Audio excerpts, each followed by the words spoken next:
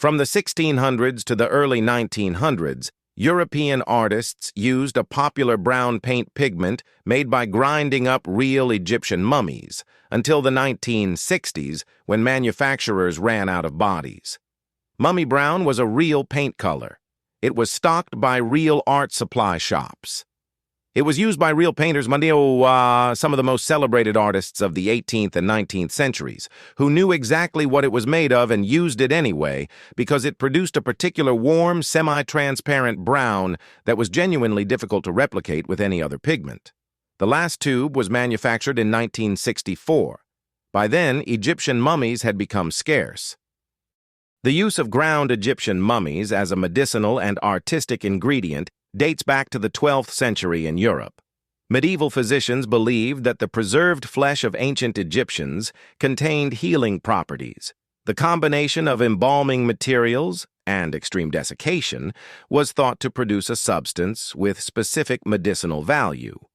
By the 17th century, mumia, ground mummy material, had moved from medicine into art supply. The preparation was consistent.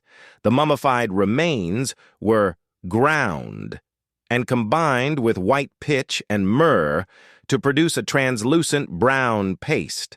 The result was warm-toned, semi-opaque at full concentration, but richly transparent when thinned, and extremely useful for glazing. The technique of applying thin layers of paint to modify and deepen underlying colors. Art supply shops in Paris and London stocked it openly. In Paris, a shop called à la momie, literally at the mummies, was operating in 1712, selling the ground material commercially. The Egyptian mummy trade had been supplying European markets for centuries by this point, and the volume was large enough to support both the medicinal and artistic markets. The Pre-Raphaelite Brotherhood, the 19th century British art movement that sought to revive the detailed, richly colored style of early Renaissance painting, was particularly fond of mummy brown. Eugène Delacroix used it, Lawrence Alma Tadema used it, Edward Burne-Jones used it. The painters knew what they were using. In the Victorian period, this was not particularly disturbing. Attitudes toward human remains were different. The Egyptians in question had been dead for 2,000 years or more, and the practical properties of the pigment were genuinely useful. It produced colors that other pigments couldn't easily match. When Edward Burne-Jones was informed, apparently for the first time, that his mummy brown paint was made from a real mummy, his reaction was memorable. He organized what contemporaries described as a small ceremony in his garden. He took the tube of mummy brown from his studio, brought it outside, and buried it. He felt, he explained, that it deserved a proper burial. The Victorian and Edwardian art supply trade in mummy brown was substantial enough that it required a significant supply of mummies.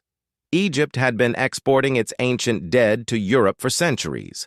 The trade in mummies as curiosities, as medicine, and as art material had depleted a significant portion of the accessible mummy supply. By the early 20th century, the supply was becoming noticeably constrained.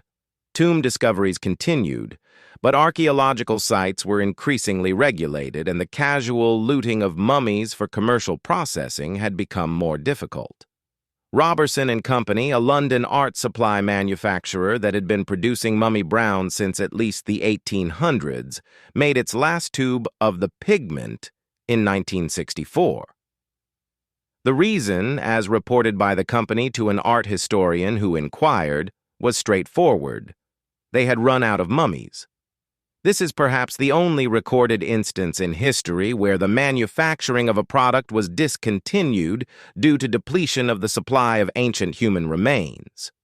Mummy brown was eventually replaced by a modern synthetic alternative, Mummy Brown by Winsor and Newton, which produces a similar color using entirely non-human ingredients. The name was retained as a historical reference. The paintings made with real mummy pigment still exist. Many hang in major museums. The browns in the shadows of certain Victorian masterpieces, the warm glazes beneath certain pre-Raphaelite skin tones, may contain material from individuals who lived in ancient Egypt 3,000 years ago. This is not something that museum curators typically emphasize in the placard text. The ethical questions about the mummy trade, the desecration of ancient burials, the commodification of human remains from a specific culture, the lack of consent from those remains, are more actively discussed now than they were in 1712 or 1864. Most of the paintings made with Mummy Brown are considered masterworks of Western art. The people ground up to make the paint remain unnamed. European painters ground up Egyptian mummies and put them in paintings for 300 years. The last tube was manufactured in 1964. They stopped not because they reconsidered the ethics, but because there weren't enough mummies left. Victorian artists painted their masterpieces with ground-up mummies. When Edward Burne-Jones found out what was in his paint, he buried it in the garden. He was one painter. Most of the others kept using it. Somewhere in a major museum, in the warm, brown shadow of a Victorian painting, there may be someone who was buried in Egypt 3,000 years ago and ended up in an art supply shop on a London street. Subscribe if you want more. See you in the next one.